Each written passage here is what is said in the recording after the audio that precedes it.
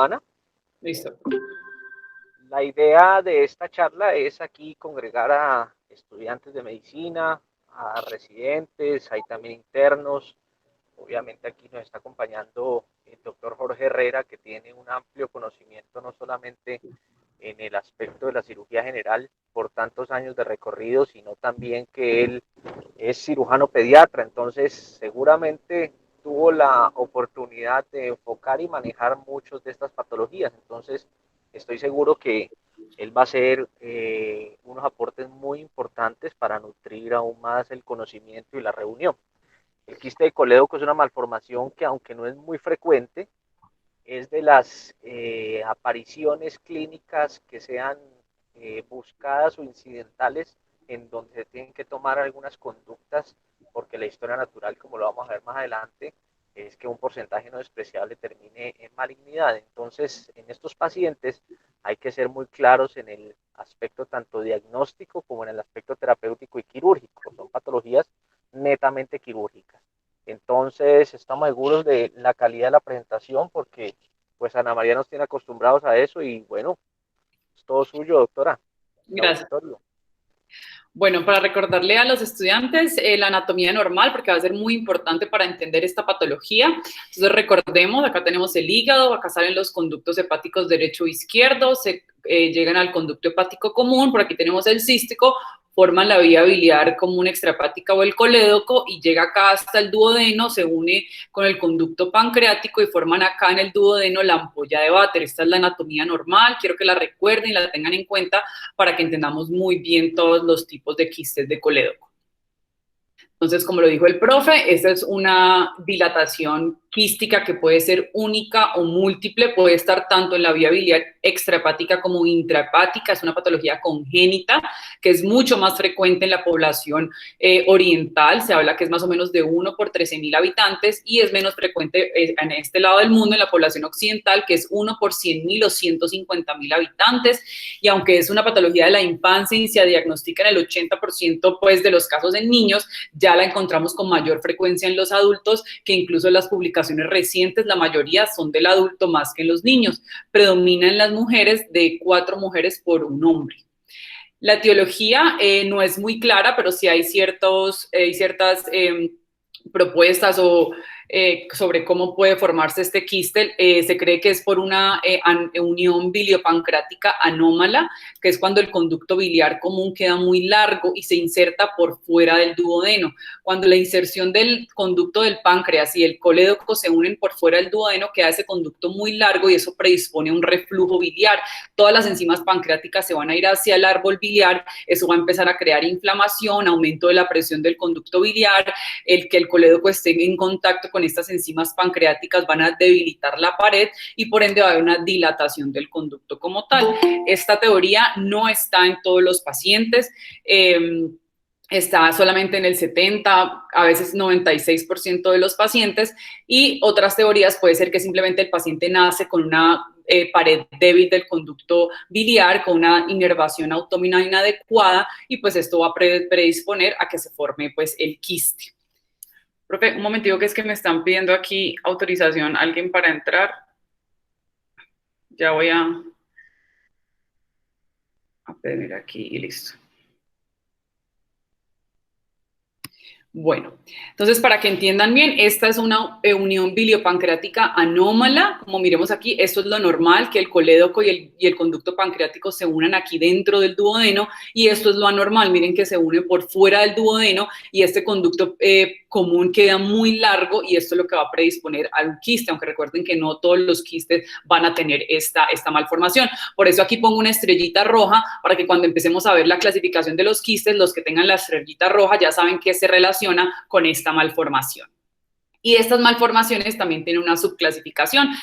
Hay 4 tipos de malformaciones biliopancreáticas. La tipo A, que es cuando hay una estenosis y se dilata el colédoco por encima de la estenosis.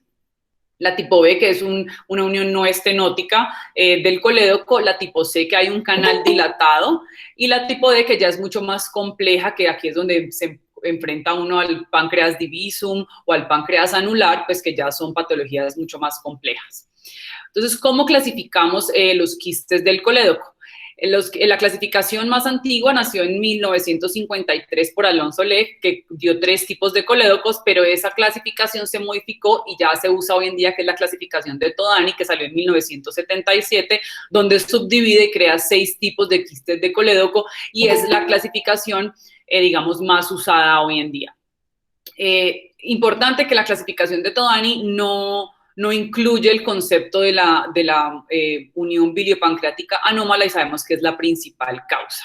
Entonces, el tipo 1, que es el más frecuente de todos, que es la dilatación quística de todo el colédoco; el tipo 2, que es mucho menos frecuente, que es el divertículo, como lo vamos a ver ahora; y el tipo 3, que ya el problema es acá a nivel de la ampolla de Vater.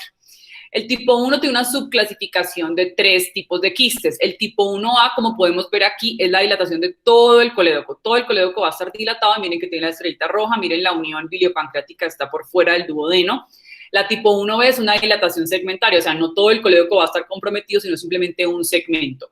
Y la tipo C, que miren que también tiene la estrellita roja, tiene una dilatación muchísimo más amplia, por decirlo así, que incluso puede llegar a una porción intrahepática, aunque la característica del tipo 1 es que solamente es extrahepática. Esta a veces se extiende hasta la confluencia de los hepáticos. Recordemos que los quistes pueden ser saculares o pueden ser fusiformes. Estos fusiformes están más relacionados con el tipo 1C, que comprometen aquí la unión, la convergencia de los hepáticos. El tipo 2, por decirlo así, es el más sencillo de manejar, o el que se quisiera uno encontrar, pero desafortunadamente es el menos frecuente. Simplemente es un divertículo, o sea, no está comprometido como tal el colédoco, sino que miren que es externo y pues tiene su pedículo ahí. Uno podría simplemente hacer la diverticulectomía y nada más. El tipo 3 no es un quiste como tal, o bueno, sí, pero se conoce como el colédococele, que hoy hay artículos que dicen pues que es lo mismo, pero el término correcto para el quiste tipo 3 es un colédococele, que ya es acá a nivel de la ampolla de Vater dentro del duodeno. Hay 2 tipos de colédococeles. Entonces, miremos aquí, estas son unas colangiografías. Por ejemplo, este es un quiste tipo 1, miren cómo está todo el colédoco dilatado aquí. Aquí tenemos el tipo 2, que es el divertículo, mírenlo aquí cómo está de bonito, se pinta en la colangiografía, y este sería el colédococele, que miren que está acá a nivel de la ampolla de Vater. El colédococele, ¿cuál es la característica o las diferencias con el quiste? Este es mucho más infrecuente, se manifiesta mucho más en los adultos mayores, es igual en ambos géneros, a diferencia del quiste, que es más común en el género femenino, y el riesgo de malignidad es muchísimo menor. Es menos del 2%. Debutan más con pancreatitis, porque como ven es a nivel ahí de la ampolla, entonces obstruyen el conducto pancreático y estos pacientes debutan más con pancreatitis. También es congénito, hay una inflamación pues y obstruye el esfínter de Oddi, se aumenta la presión y se dilata. Como les dije, hay 2 tipos de colédococele y esto es importante entenderlo para el manejo como tal. El tipo A, como pueden ver, viene del colédoco. Entonces miren, este de acá arriba es el colédoco, y este es el conducto pancreático. Miren que el quiste sí es aquí como en la unión, pero es del colédoco que viene. Entonces la ampolla, la unión como tal, la ampolla de Vater se conserva. Miren aquí esta imagen de un Zeper, donde podemos ver clara la ampolla y al lado el quiste o la dilatación, pues el colédococele. A diferencia del tipo B, donde vemos que mire que el colédoco viene normal, el quiste pancreático, perdón, el conducto pancreático viene normal y el quiste es netamente aquí de la ampolla, de la unión como tal. Entonces aquí vamos a tener, como vemos aquí en esta fotico de acá, vemos toda la dilatación del quiste, pero miren que vemos la ampolla pues que está involucrada como tal en el quiste. Y esta sería una duplicación duodenal, donde el quiste, miren que ya, digamos, queda como dentro, pues, del duodeno como tal, de la pared, y tiene, pues, su capa muscular. Entonces, pues, este tendría, pues, ya el manejo involucrado el duodeno. Los otros tipos de quiste, ya hablamos del tipo 1, el tipo 2, el tipo 3, está el tipo 4 y el tipo 5. El tipo 4 lo vamos a subdividir también en 2, en el tipo 4A y el 4B. El 4A es donde tenemos dilatación del colédoco, acá la vía biliar extrahepática, pero hay compromiso de la vía biliar intrahepática. Por decirlo así, es más complejo, porque no solamente el problema es acá fuera del hígado, sino que tenemos un problema dentro del hígado. Y miren que está relacionado también con la unión biliopancreática anómala. Y el tipo 4B no hay dilatación biliopancreática anómala, pero está relacionado solamente con la vía biliar extrahepática, pero puede ser múltiple, es decir, tiene aquí al colédoco y puede tener acá a nivel de la ampolla de Vater alguna otra dilatación. El tipo 5 es la que conocemos como la enfermedad de Caroli. La enfermedad de Caroli es solamente compromiso de la vía biliar intrahepática. Entonces, miren que acá afuera está el colédoco totalmente sano, pero está lleno de quistes, pues, dentro del hígado. Esto se asocia con riñones poliquísticos y puede llegar a producir el síndrome de Caroli, que es cuando ya el hígado está fibrótico. En las imágenes podemos ver múltiples dilataciones quísticas intrahepáticas y también tiene su riesgo de malignidad, que es casi del 7%. Entonces, pues, cuando los pacientes son muy sintomáticos, el manejo quirúrgico, como lo vamos a ver ahora más adelante, pues, es mandatorio. Por ejemplo, aquí tenemos otras imágenes. Este es uno donde tenemos compromiso de toda la vía biliar, tanto intra como extrahepática. Miren, aquí el colédoco está totalmente dilatado y la vía biliar intrahepática también. A diferencia de este de acá, que es un síndrome de Caroli, donde miren que solamente la parte de arriba, como está aquí en este dibujito, es lo que está comprometido.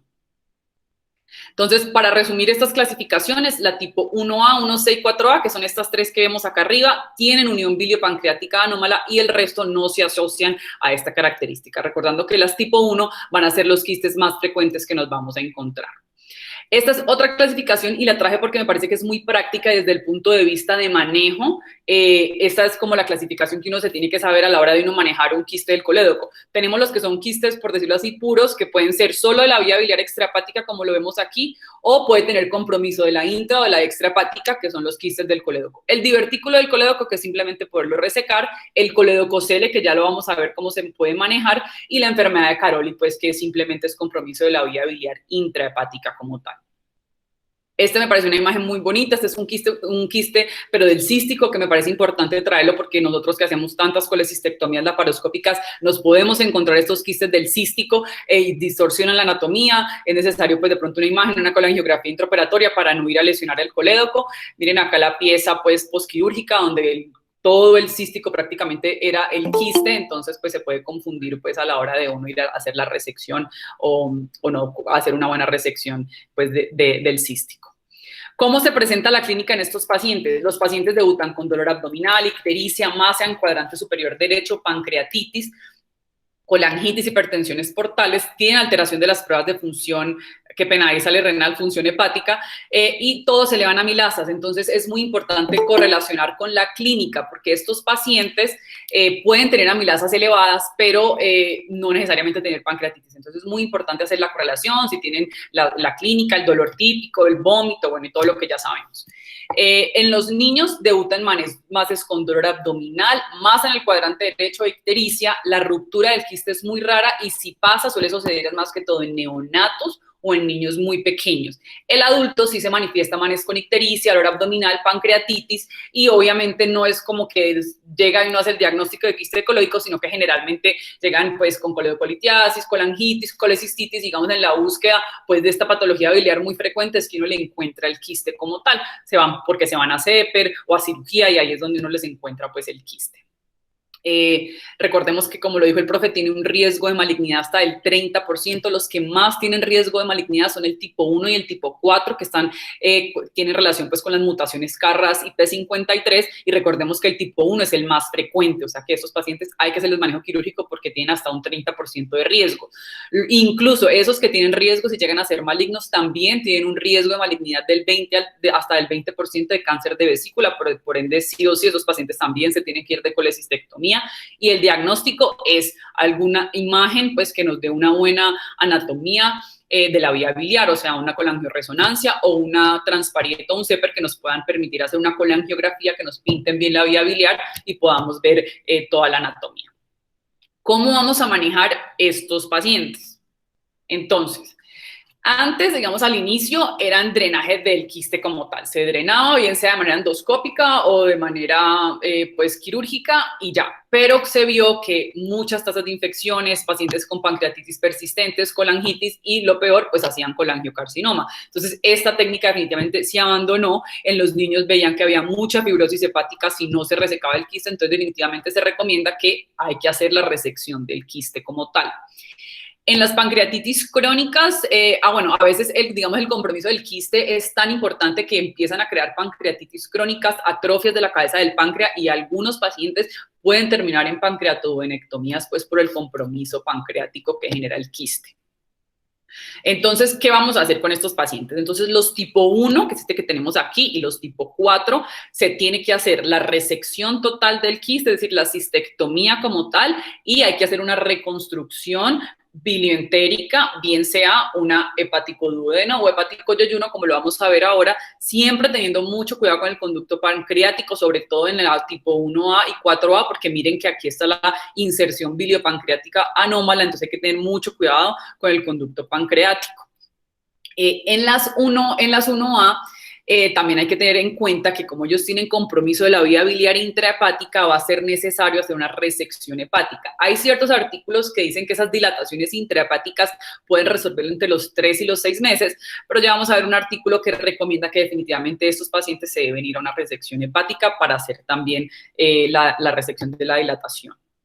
Este es el artículo que les menciono, es un artículo que se hace en China de 81 pacientes entre niños y adultos. Todos fueron llevados a resección del quiste, un grupo fueron llevados a hepatectomía y otro grupo no les hicieron la hepatectomía. Se excluyeron todos los pacientes que tenían estenosis por malignidad o obstrucción por cálculos, a todos se les hizo coledocoscopia de rutina y la colangio intraoperatoria, pues solamente si el cirujano la pedía. Recuerden que todos esos pacientes ya tenían sus imágenes preoperatorias, pero si el cirujano, digamos, intraoperatorio consideraba que sí necesitaba una colangiografía para poder guiar bien su cirugía, pues la pedía.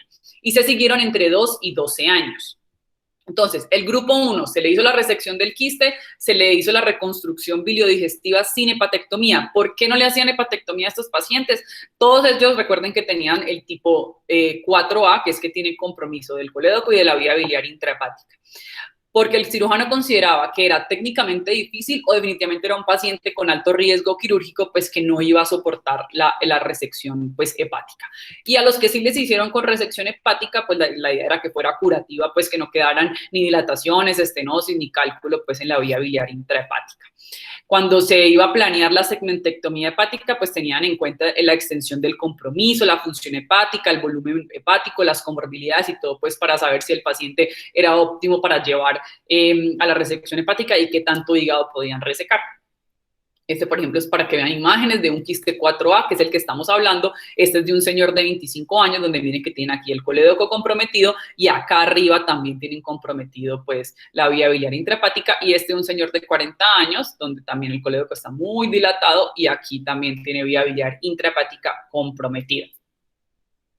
Acá hay unas fotos de la cirugía, donde pueden ver que hacen la resección del hígado como tal y acá anastomosan el intestino a la vía biliar, pues al hígado pues para dejar la resección.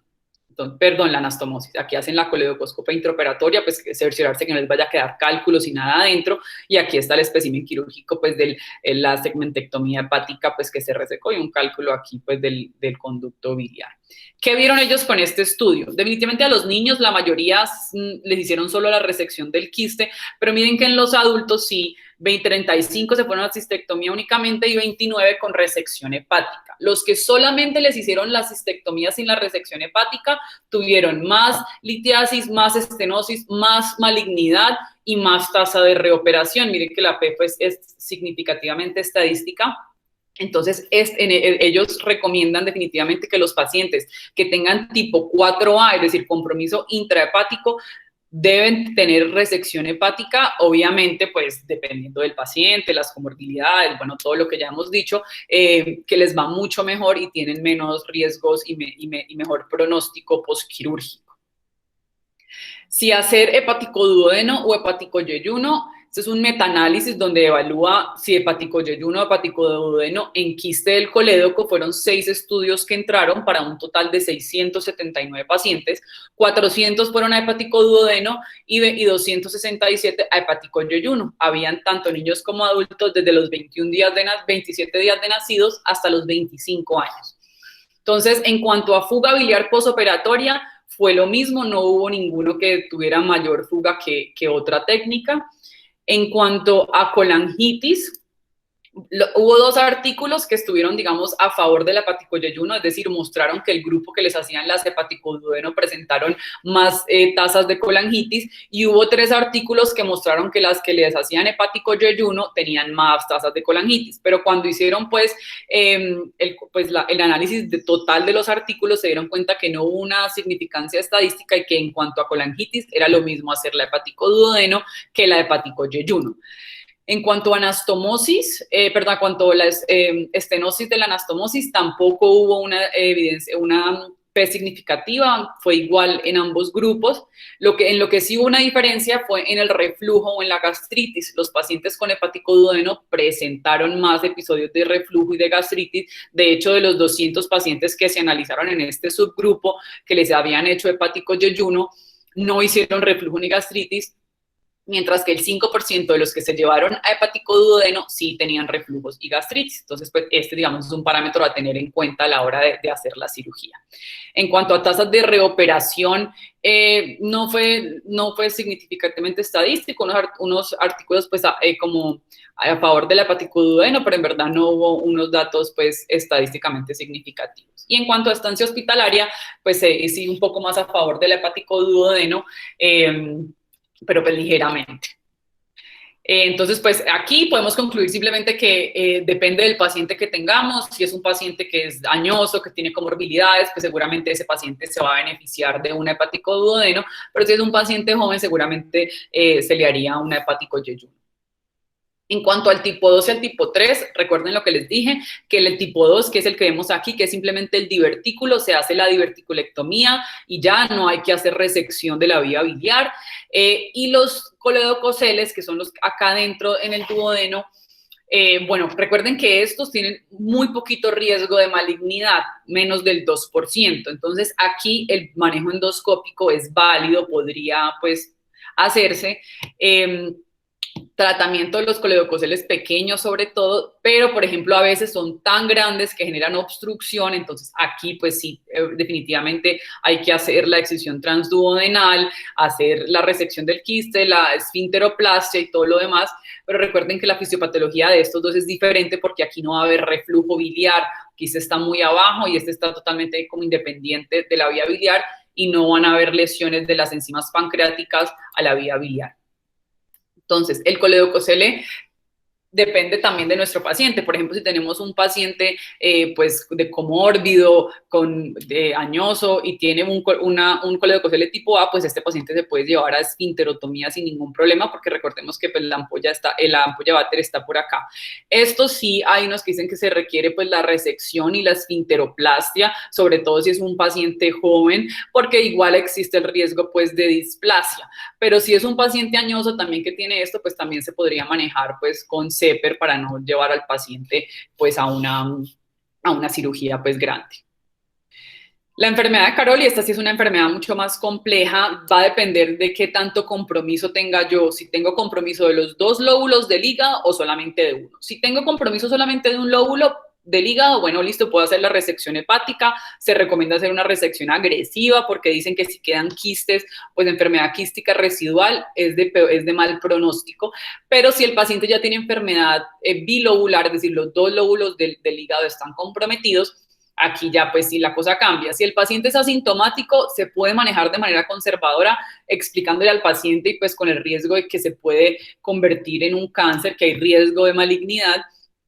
Pero si definitivamente el paciente tiene un Caroli complicado, donde el paciente hace colangitis a repetición, tiene hipertensión portal o hay sospecha de que hay una transformación maligna, pues este paciente es candidato para un trasplante hepático.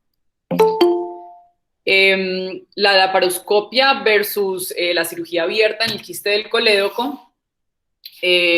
Bueno, podemos ver aquí como este metaanálisis en cuanto a fuga biliar, no hubo estadísticas, no hubo datos pues significativos, aunque hubo unos artículos que son a favor de la cirugía laparoscópica. En cuanto a sangrado intraoperatorio, sí estuvo a favor de la cirugía laparoscópica, hubo más sangrado pues en los procedimientos abiertos. En cuanto a obstrucción intestinal por bridas, también pues estuvo a favor de la cirugía laparoscópica. En cuanto a complicaciones total posoperatorias, no hubo significancia importancia estadística. Entonces, con este artículo, pues concluimos que la laparoscopia es segura, es decir, se puede hacer, no es inferior pues a la cirugía abierta, y de hecho es superior en algunos puntos, pues como sangrado, el retorno más rápido pues a la vida común, el dolor postoperatorio. Entonces es seguro hacer estos procedimientos por laparoscopia. Este, por ejemplo, es un caso, lo traje para ver las imágenes porque es muy bonito. Como pueden ver acá, aquí está la vesícula, este es el cístico y aquí está el quiste del colédoco. Entonces se hace la disección de la vesícula, como lo vamos a ver ahorita. No está recomendado sacarla, sino es usarla como tracción para ayudar durante la resección del quiste. La cirugía abierta, pues este es otro caso. Miren aquí el quiste del colédoco. Entonces, el manejo quirúrgico de estos pacientes, ¿cómo va a ser? Entonces, el abordaje puede ser abierto, puede ser laparoscópico, o incluso estuve viendo algunos videos de algunos casos pues que lo hacen también por robot. Importante, todos estos pacientes tienen que tener una colangiografía preoperatoria, tenemos que tener una anatomía muy detallada de los conductos biliopancreáticos, sobre todo de la confluencia, si hay o no compromiso intrahepático, porque ya vimos que esto va a cambiar nuestro plan quirúrgico. Vamos a ver si hay necesidad o no de hacer pues de resección de cálculos, y tener mucho cuidado pues también con el conducto pancreático, ver que no hayan cálculos dentro del conducto pancreático.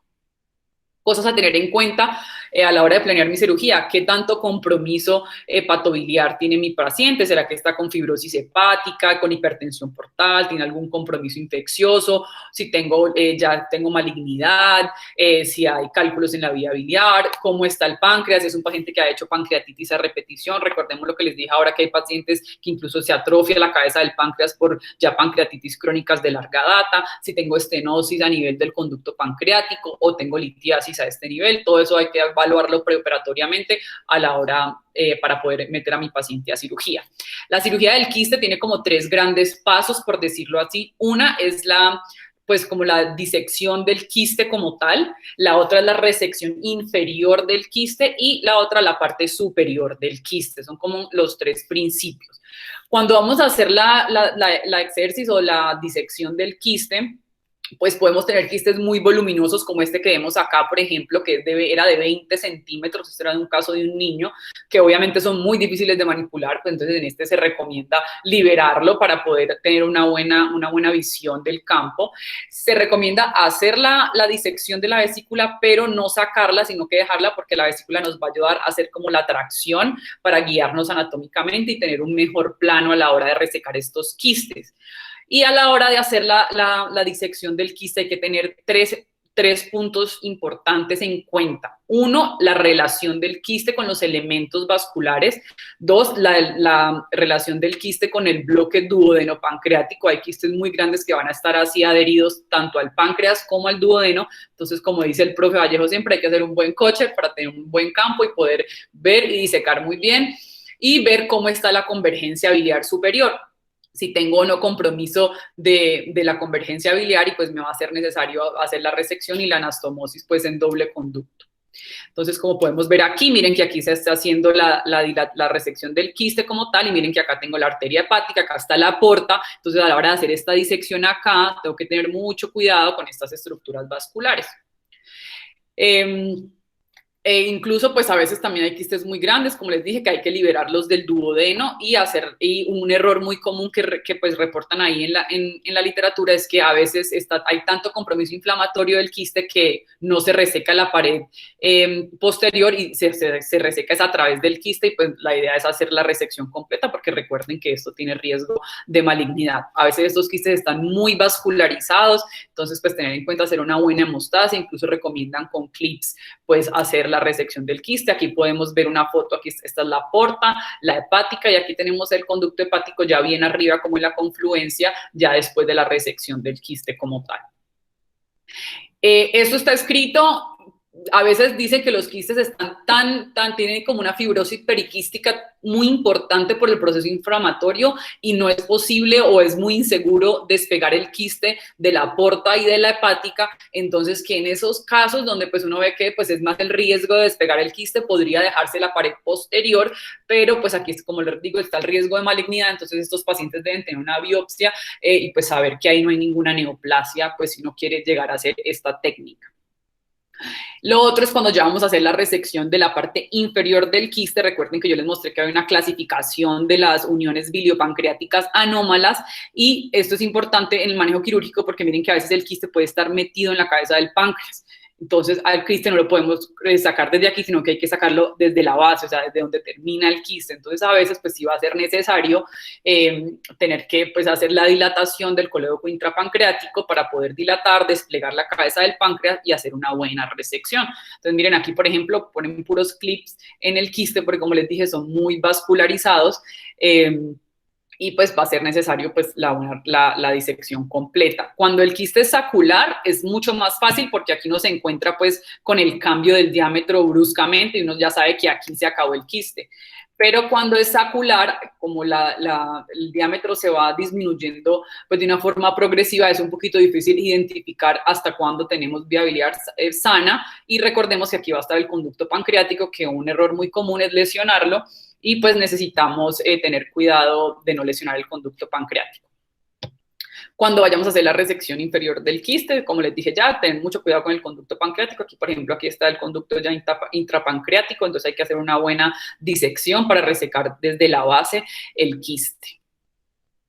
Y la otra parte, como les dije, es la parte superior. Entonces, por ejemplo, aquí tenemos uno donde tenemos que la confluencia no está comprometida, pero miren esta foto de acá, definitivamente la confluencia sí está comprometida. Miren acá los conductos hepáticos pues están por separados porque todo el quiste compromete pues la confluencia, entonces seguramente este paciente va a necesitar de pronto una resección hepática para poder hacer una buena anastomosis. Aquí los conductos hepáticos después de la resección anastomosis, aquí tuvo resección hepática y bueno, y se hace la anastomosis. Entonces, miren, esta es lo que pasa cuando se hace a nivel, cuando no hay compromiso de la convergencia de los hepáticos, se puede pegar al intestino anastomosar directamente, pero si no, hay que hacer la resección mucho más arriba y pues se debería hacer pues ya las anastomosis independientes de cada conducto. Y pues la arteria de Rux, pues que es una técnica muy usada en estos pacientes para las reconstrucciones. Común que después de las cirugías se llene de cálculos la anastomosis, entonces se recomienda siempre dejar un acceso endoscópico, del que sea, pues no hay una recomendación pues de cuál, pero sí por favor deje un acceso endoscópico porque esta es una complicación muy frecuente. Miren, esta es una resección de un quiste que el paciente vuelve lleno de cálculos, entonces pues sí el acceso endoscópico va a ser muy útil para estos pacientes. Este me parece muy lindo y por eso lo traje, porque es una resección pues, del quiste por robot. Entonces, pues ya vemos que pues, se puede tanto por laparoscopia, por cirugía robótica. Este sí es por laparoscopia, esta es cirugía abierta. Y bueno, aquí podemos ver, y miren acá ya se hace la anastomosis directamente al hígado. Aquí tenemos el quiste, la vesícula. Y para concluir, entonces, los pacientes que tengan el quiste del colédoco hay que hacer la resección del quiste y la reconstrucción de la vía biliar con el intestino. Si solamente hay compromiso de la vía biliar extrahepática, bueno, pues no hay necesidad de resección hepática, pero si hay compromiso de la vía biliar intrahepática, considerar pues esta posibilidad dependiendo del paciente. Si lo que tengo es un quiste, listo, diverticulectomía y ya, no, digamos, no es una cirugía, esta es más sencilla. Si tengo un coledococele, como les dije, evaluar si hay necesidad de cirugía o manejo endoscópico, estos tienen muy bajo riesgo de malignidad. Y si es la enfermedad de Caroli, bueno, pues ya dependiendo si es compromiso es unilobular o bilobular, para ver si es candidato o no a cirugía de trasplantes. Muchas gracias. Le doy la palabra al profe Vallejo para la discusión del caso. Bueno, muchas gracias, Ana. Yo creo que una excelente exposición, muy actualizada, muy didáctica, con muy buenas imágenes. Yo creo que las cosas van quedando claras en la medida que las vas diciendo, cuando muestras no solamente palabras, sino también imágenes, porque esto solamente de palabras a veces es como un poco más complejo de entender. ¿Por qué motivamos esta charla? O sea, ¿por qué nos dio, pues, como por estudiar un caso que se da uno cada 150.000 habitantes? Pues porque es que recientemente hemos tenido dos pacientes adultos en la clínica La Estancia, en la unidad de cirugía hepatobiliar, que han entrado con diagnósticos de quistes del colédoco, de los cuales uno de ellos finalmente lo era, el otro paciente no lo era. Eran pacientes adultos que pues nos obligó a llevarlos a cirugía y hacerles un manejo apropiado de acuerdo a los hallazgos. ¿Cuál es la situación de esto? Que epidemiológicamente, pues aunque no es muy frecuente, en niños tiene una tasa de aparición que quizás es un poquito más alta, alta también en mujeres cuando uno la compara con los hombres, pero en términos generales no son muy frecuentes y a pesar de eso nos empiezan a llegar. Y cuando uno trata de establecer un poco si realmente estamos al frente de quistes pancreáticos, perdón, quistes del colédoco o estamos al frente de dilataciones, de dilatación no quísticas del colédoco, es donde uno empieza a tratar de ver cuáles son las diferencias de manejo de cada uno y sobre todo las diferencias de diagnóstico, porque es que no es lo mismo cuando uno maneja a un paciente con un megacolédoco a manejar a un paciente con un quiste del colédoco. Etiológicamente esto, pues la teoría que más se sostiene es la que muestra la doctora ahí en su charla, que es el ducto común largo biliopancreático, es un ducto que permite que haya reflujo de todas las enzimas proteolíticas del páncreas hacia la vía biliar y de esta forma empieza una degeneración que es progresiva y es tan progresiva que al cabo del tiempo puede generar cáncer.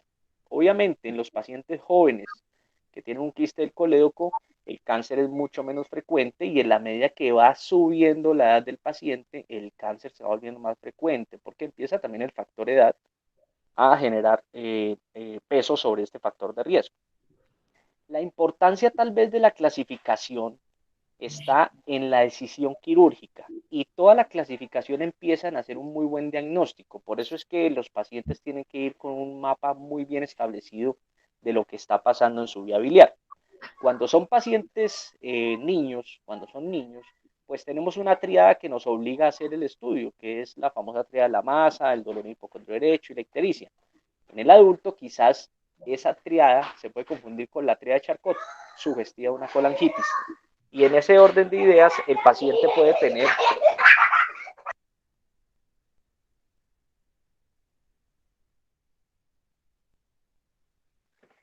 en ese orden de ideas, el paciente puede tener otra causa que está generando la patología y por eso hay que uno tal vez sospecharla e ir a hacer un muy buen diagnóstico diferencial con una colangioresonancia o simplemente con algún tipo de estudio que nos permita mapear la viabilidad. Algunos nos lo sacan de un CEPER con diagnóstico de quiste de colédoco, otros diagnósticos son totalmente incidentales e incluso en una colelab que se encuentra una dilatación del colédoco y esos son tal vez los momentos en que se debe actuar.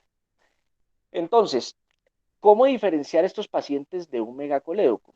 Y ahí empieza la primera punto de discusión, porque es que ambos pacientes se pueden infectar, pueden hacer colangitis. Ambos pacientes pueden hacer cálculos de la vía biliar y en ese orden de ideas los pacientes pueden generar una sintomatología clínica muy parecida e incluso unas dilataciones que pueden ser muy parecidas.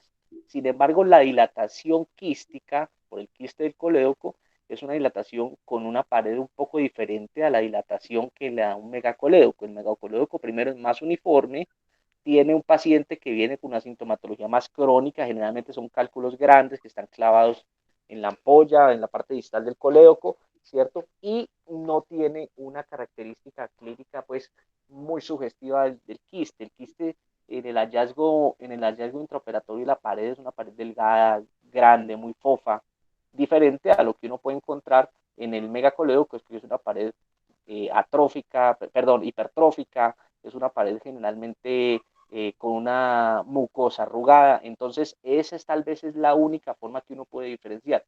Igual muchas veces el tratamiento puede ser el mismo. Los pacientes con megacolédoco pueden terminar en una derivación, ¿cierto? Incluso en una resección, porque ante la sospecha de un quiste, uno no puede dejarle el factor de riesgo de cáncer al paciente. Cuando uno se pone a revisar la parte terapéutica, esto ha pasado por múltiples etapas y las múltiples etapas inician en simplemente hacer una derivación del quiste al intestino, sea al duodeno o sea al yeyuno. Y eso era una práctica muy común en los niños, en donde hacían cisto, yeyuno, anastomosis. Incluso la hacían sin Y-Rux, otra la hacían con Y-Rux. ¿Cuál era el problema de esto? Que la tasa de éxito no era mala porque finalmente derivaban el paciente, o sea, el paciente si tenía una ictericia se despintaba, el paciente no volvía a ver colangitis, pero tenía el problema de la estenosis, tenía el problema de una nueva obstrucción y usted le dejaba el riesgo de cáncer al paciente. Y ya recordemos que un quiste se puede malignizar de un 15 o 20% hasta un 30% de los casos. Entonces aparece o se impone la resección biliar como la estrategia quirúrgica más frecuente en los pacientes con quistes del colédoco tipo 1, que es el más frecuente. Y esa resección tiene que tener algunas condiciones muy claras. Lo primero es que la resección tiene que ser de tejido sano a tejido sano. Y ya lo mostraba Ana María, que uno tiene que irse lo más arriba que se pueda o que se necesite, incluso hacer anastomosis que pueden ser en doble boca, como lo mostraba ahí, o anastomosis en ductoplastias o anastomosis ya abajo en el hepático común. Y en la parte inferior es muy importante también porque lo más importante es no dejar quiste, porque usted está dejando el factor de riesgo del cáncer ahí, si deja un muñón muy largo. Entonces, lo ideal es ir a encontrar el cuello del quiste, que muchas veces hay que irlo a encontrar casi dentro del páncreas. Es lo más que uno puede bajar hasta el páncreas. Y la reconstrucción, en ese sentido, pues lo que más frecuente hacemos es una reconstrucción con el yeyuno. Y lo hacemos para evitar todo el reflujo biliar, para evitar este tipo de complicaciones digestivas, lo hacemos con una Yerrux que evita todo este tipo de cosas. Aún así, el porcentaje de que el paciente haga un cáncer de todo este lecho, de lo que quedó ahí, es de un 2%. ¿Y por qué es un 2%? Porque es que muchas veces no se llega a resecar toda la pared del quiste, sino que muchas veces se deja algo de remanente y cuando está muy fibrótico, pues como mostraron unas diapositivas Ana María, queda la parte posterior. Usted está dejando algo de factor de riesgo y eso es lo que en los estudios se identifica hasta un 2%. Vamos ahora a otro aspecto que es la enfermedad de Caroli o el síndrome de Caroli. Esto tiene un condicionante patológico aún más grave, porque estos son pacientes que finalmente van a estar muy enfermos, son pacientes que continuamente van a estar haciendo colangitis, van a estar haciendo litiasis intrahepática, dolor, múltiples intervenciones endoscópicas, múltiples intervenciones percutáneas, para que finalmente el paciente se le dé un lapso de espera hasta que el paciente hace alteraciones de la síntesis hepática, hace fibrosis hepática y termina en trasplante.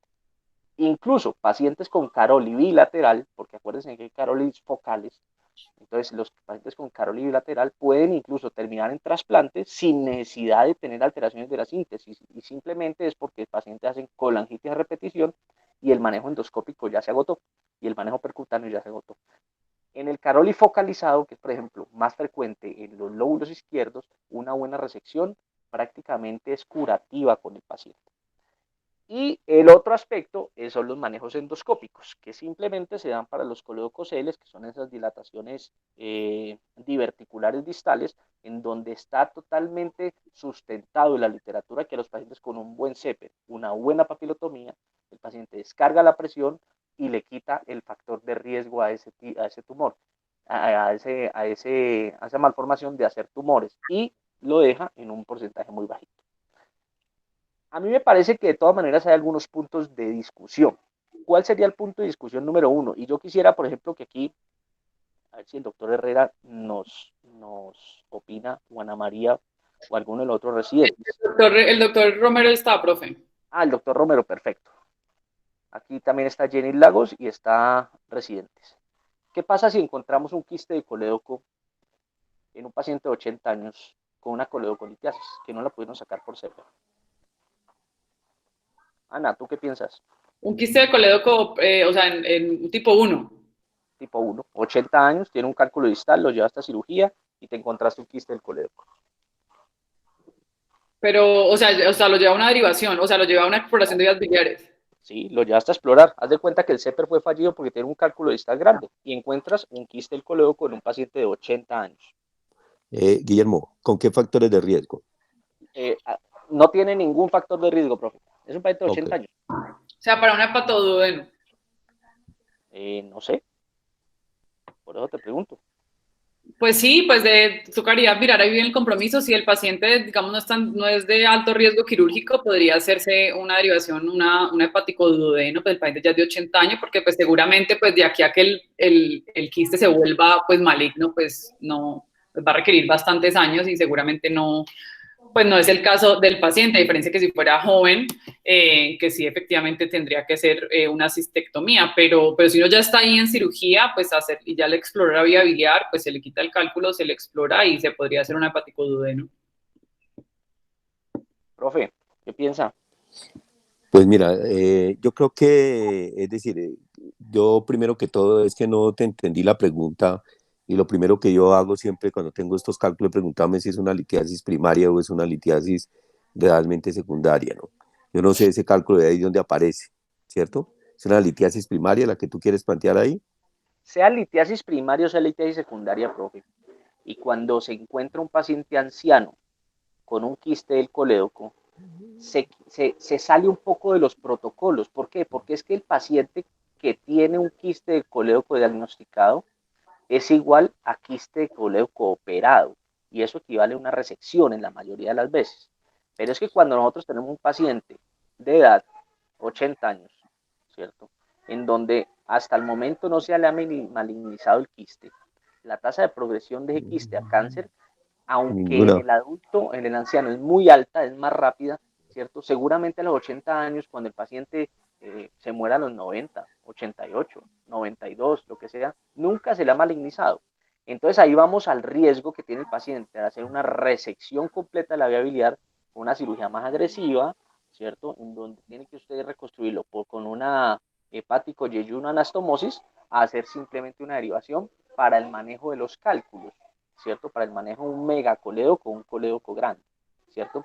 Usted le da solución al paciente, porque el paciente tiene una obstrucción, unos cálculos grandes, seguramente ha hecho colangitis, pero no somete al paciente a un riesgo. Y eso no lo dicen ningunos textos, eso no lo dice nadie, porque es que es prácticamente un sinónimo. Quiste del colédoco igual a cirugía. Eso es igual, ¿cierto? Es la conducta que uno tiene que tomar. Pero esa pregunta me la he estado haciendo yo últimamente, porque los dos pacientes que hemos operado son pacientes ancianos. Uno Profe, de ellos, uno de ellos fue un paciente que no tenía un quiste del colédoco, tenía un colédoco grande, le sacamos cálculos, le hicimos una colédoco duodeno y fue suficiente para el paciente, ¿cierto? Pero otro de esos pacientes sí tenía un quiste del colédoco. Y el paciente, a pesar de que tenía 70 años, le hice la resección. Después uno me pone a pensar, de pronto esta resección no eran tan necesarias para el paciente y simplemente con una derivación habría sido menos mórbido, ¿cierto? Y también le va muy bien al paciente, a pesar de que al paciente le fue muy bien. Yo no sé el doctor Romero qué piensa de eso.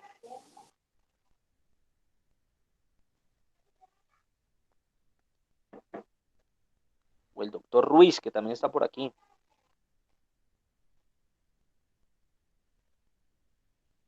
Guillermo, Digo, profe. que hablar el doctor Víctor. Profe, yo le haría lo que tú mencionas, dependiendo de la edad y si no tiene mayores comorbilidades, es por el desenlace hacia neoplasia, una derivación y con eso, obviamente la experiencia no es grande. De hecho, yo mandé una pregunta acerca de enfermedad multiquística hepatorrenal que tuve una paciente hace unos 4 años. Obviamente yo hice la más fácil que fue remitirle y en fundación me la aceptaron, pero ¿qué enfoque se daría en ese paciente? Perdón? Bueno, ese paciente, la enfermedad multiquística, se sale del contexto de un componente quístico dependiente de la vía biliar. Esa es una discusión que tuvimos ahora en la pandemia cuando hicimos una reunión multidisciplinaria con hepatología sobre las masas hepáticas. Y esa fue una pregunta que hacía el doctor Herrera. Los pacientes con enfermedad multiquística hepática y renal, el seguimiento se hace con creatinina, porque generalmente estos pacientes no hacen disfunción hepática, hacen es primero disfunción renal. En los niños hay pacientes que se tienen que trasplantar de ambos órganos, ¿cierto? Y tuvimos un caso en fundación, cuando yo estuve allá, un niño llegado a Panamá, que el tío le donó la mitad del hígado y el papá le donó un riñón. Y se hizo todo en la misma cirugía y le fue muy bien, ¿cierto? Pero ¿a qué voy con esto? Que la mayoría de la enfermedad multiquística primero daña el riñón que el hígado. Entonces, esos son pacientes que primero terminan trasplantados de riñón, porque si el daño es crónico y puede hacer una enfermedad renal crónica terminal, más que lo que puede producir sobre el hígado. Eh, Guillermo, eh, como hay gente en formación, me parece que es muy importante tener en cuenta. Yo realmente en los adultos no puedo tener la experiencia y muchas conductas de qué hacer. Sí la tuve en los niños, porque ejercí 6 o 7 años como cirujano pediatra y bueno, hice lo que tocaba hacer para ese momento. Siempre fueron los más frecuentes, la tipo 1, la tipo 2. A todos ellos les hice coledocolostomía y siempre pensando en la vía de acceso debido a que esto hace ya más de 30 años que lo hice. Ahora tenemos otras formas, pero yo en un adulto, como lo dices tú, de 80 años, para cualquier tipo de patología, ¿cierto? Que uno vaya, debe ser muy conservador en lo que uno va a hacer. Primero porque a los 80 años el factor de riesgo ya lo tiene marcado, tiene 80 años, ¿cierto?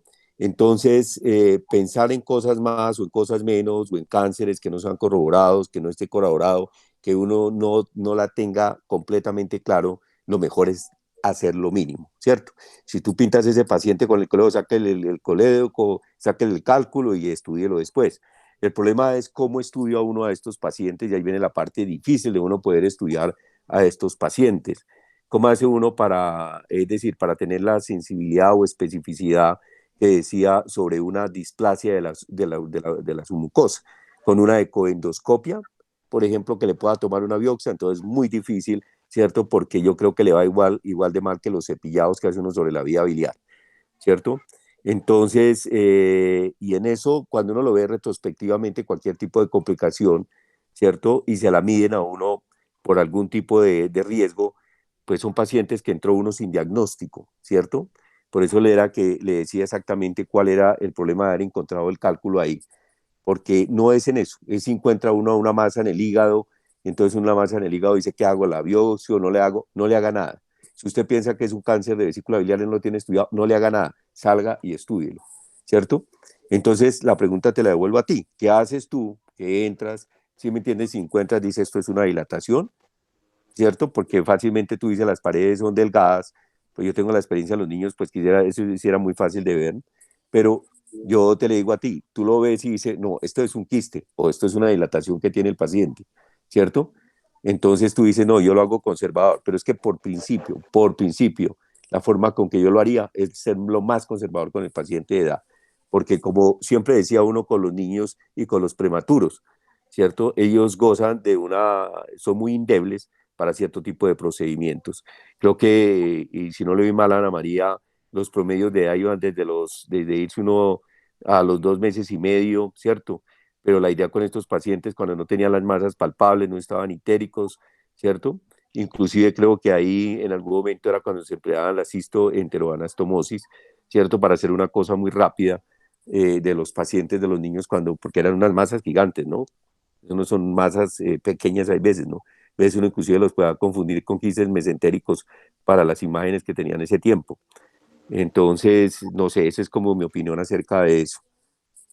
Sí, exacto, profe. Eso es una cosa que, como le digo, no está en ningún esquema de manejo, ¿cierto? Pero me di a la tarea de buscar casos clínicos que fueran de anciano en quiste del colédoco. Y hay bastantes escuelas que establecen que de pronto es mucha cirugía tratarlo como un quiste del colédoco. Ahora, muchos ponen un tubo en T, sacan el cálculo, ponen un tubo en T y ya, no hacen nada más. Otros le hacen una coledocoduodeno que es menos mórbida, ¿cierto? Y dicen una vía de acceso, ¿ya?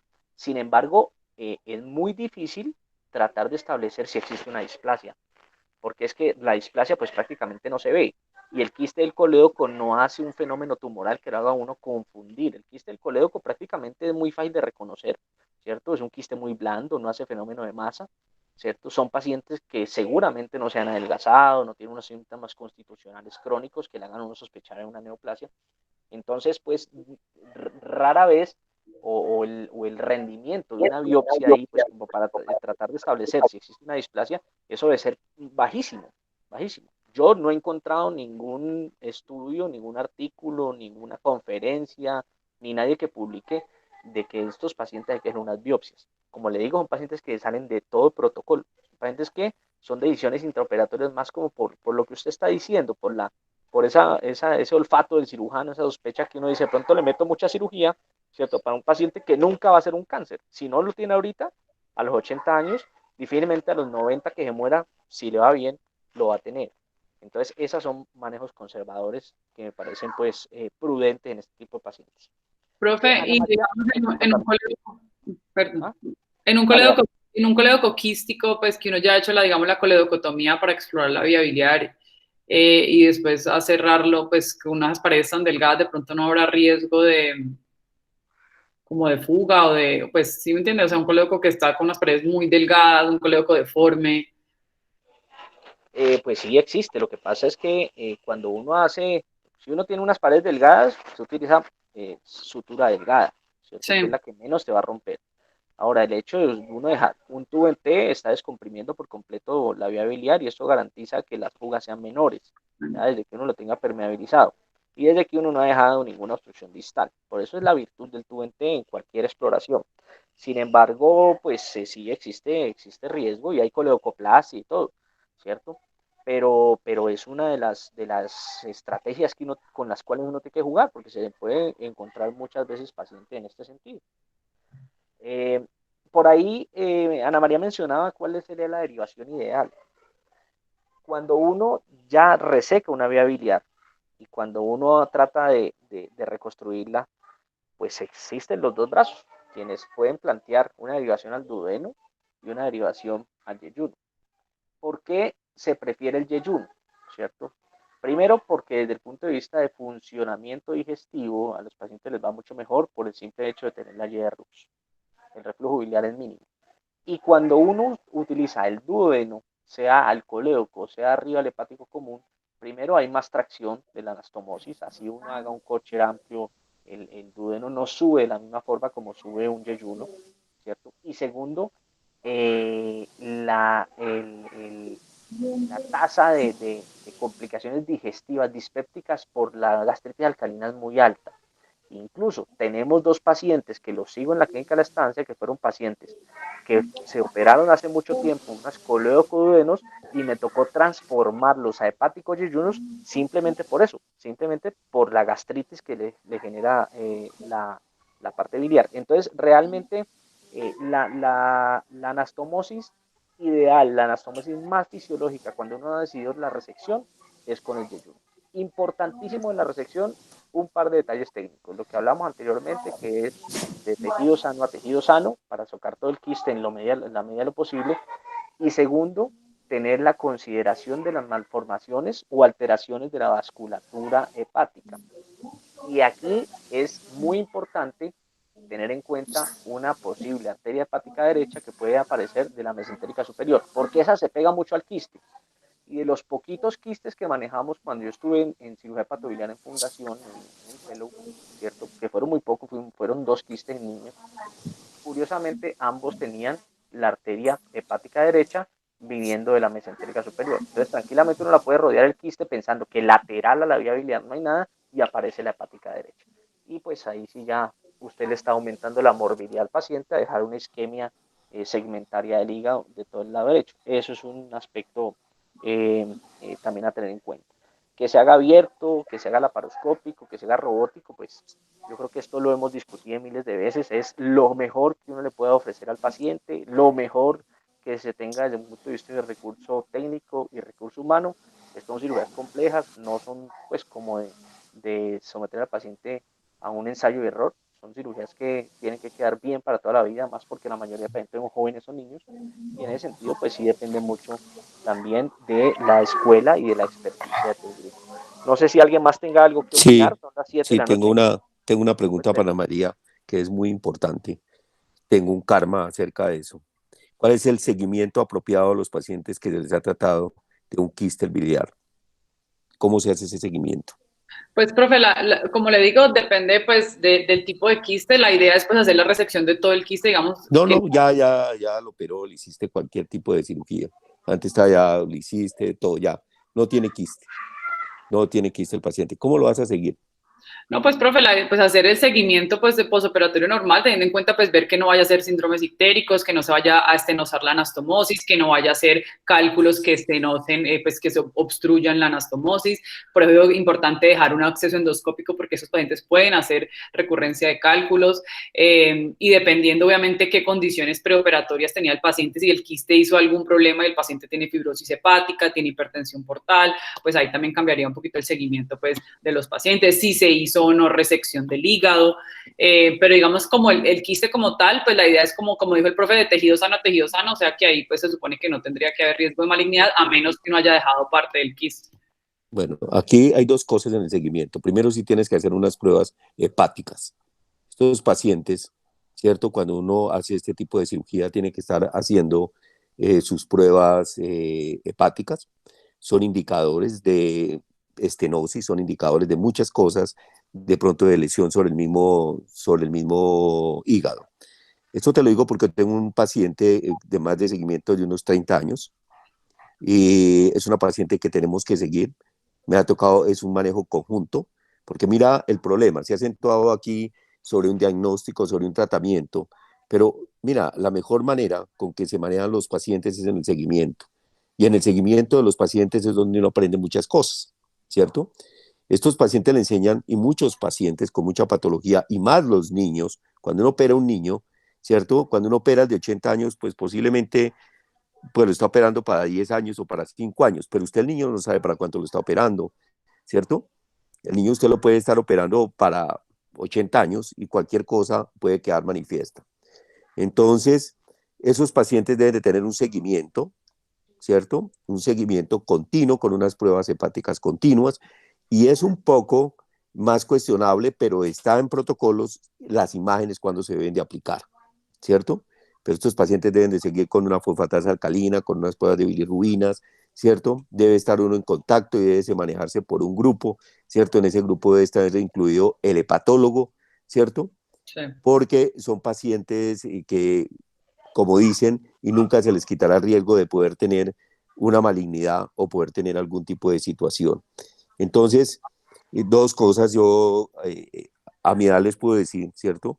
Que los pacientes a veces enseñan más cuando uno les hace un buen seguimiento, ¿cierto? Cuando uno tiene un seguimiento de un paciente, ¿cierto? Entonces le enseña a uno muchas cosas. Los niños me enseñaron muchas cosas, ¿cierto? Y igualmente con los niños aprendí una cosa, si era tener pacientes para mucho tiempo y no tener de pronto cirugías muy grandes donde no tenía pacientes sino para ese momento. Se los aprendí a las enfermedades congénitas, enfermedades del colon, enfermedades del tracto digestivo, de hacer por esto. Y creo que para el adulto, para un adulto mayor, le va bien siempre y cuando uno tenga esas premisas, ¿no? ¿Cierto? Cuando uno piensa tratar a un adulto como un niño, le va bien, pero cuando uno trata a un niño como un adulto, las cosas no van tan bien y es un principio de cirugía pediátrica. Entonces tengan en cuenta ese tipo de cosas, los seguimientos.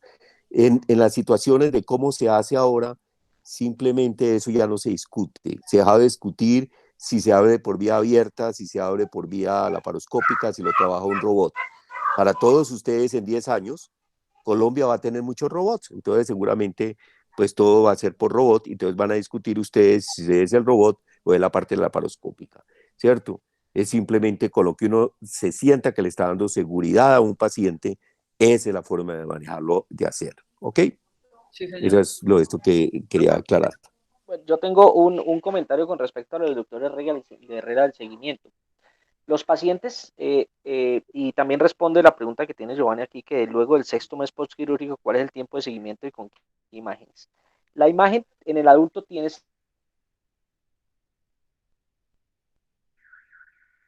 cierta pauta sobre qué está pasando con la anastomosis. Y específicamente son las bilirrubinas. ¿Por qué? Porque uno no puede pretender que un paciente con una derivación biliar mantenga siempre la fosfatasa alcalina y la gamma glutamitraspeptidasa en rangos normales. Ocasionalmente están bien, pero el hecho de que ellas estén elevadas no es un marcador que uno tenga que seguir a ponerlo bien. Me explico, un paciente puede venir con unas fosfatas de 200, 300, oscilando entre esos valores y no está pasando nada, simplemente es la secuela, el coletazo del procedimiento quirúrgico. Sin embargo, las bilirrubinas son las que marcan una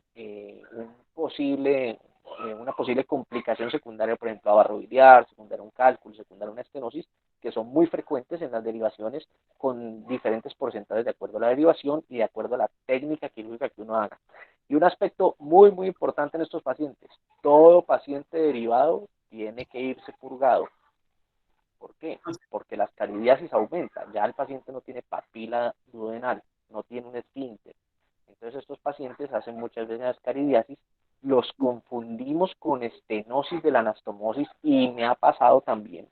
Pacientes que han tenido coledocoduodeno, pensé que el paciente estaba estenótico, una endoscopia me decía que tenía algo de estenosis en la anastomosis, le reconstruí un hepático yeyuno, cuando desmonté la viabilidad salió un parásito. Entonces uno echando para atrás piensa que lo que pasa con el paciente más bien era una escaridiasis y hacía unas colanquitis ascendentes de un momento a otro, bajaba el parásito, se mejoraba el paciente y volvía y se le subía el parásito y volvía y se enfermaba. Igual la paciente quedó con una derivación un poco más nueva, pues óptima, y finalmente está bien. Pero entonces este es un apartado que uno tiene que tener en cuenta. Bueno, no siendo más, le agradezco todo. Déjame hacerle la última preguntita a Ana María. Ajá. Ana María, en toda su revisión no encontró, porque en un tiempo, como todo, se nos puso de moda hacer la resección y colocar el apéndice. Ok. El apéndice no, profe, no. El apéndice, sí, usted me habló de eso, pero no, profe, yo no encontré, pues así en las guías, yo me bajé varias guías, artículos y que haya recomendación del apéndice, no, profe. No, no era recomendación, no, simplemente en algún momento en Medellín hicieron la cirugía y creo que deben de haber 2 pacientes con apéndice, no sé si ya las operarían o no, pero a 2 pacientes les hice resección y colocación de apéndice transmesocólica. Sí, yo vi 2 casos también en fundación, que cirugía pediátrica, el doctor, ¿cómo se llamaba, profe? El cirujano pediatra que murió hace poco, que trabajó mucho tiempo todo este tipo de patologías. Bueno, él manejó 2 pacientes con un colgajo del apéndice. Entonces resecaba la vía biliar y la anastomosaba arriba al hepático común y la anastomosaba abajo dejando un moñito. Y los pacientes, los seguimientos finalmente hacían estenosis. Ese era el gran problema de esta vaina. Entonces finalmente tenían que ser reconstruidos, pero a manera anecdótica, pues, y finalmente reconstruidos los conocí. Y eran pacientes que le habían hecho este tipo de procedimientos. Bueno, les Interesante. agradezco todo, sí. Gracias, muy interesante, como Ana María siempre. Excelente su revisión bibliográfica, su presentación. Y Guillermo, como siempre, comentarios, Bueno, muchas gracias. educación continua que nos están dando. Gracias. Daniela, por favor, me manda la lista de los estudiantes que estuvieron aquí en la charla, como siempre, ¿vale? Sí, señor. Bueno, listo. Bueno, muchas gracias a todos. Gracias, Ana. Chao, Muy profe. amable. Bueno.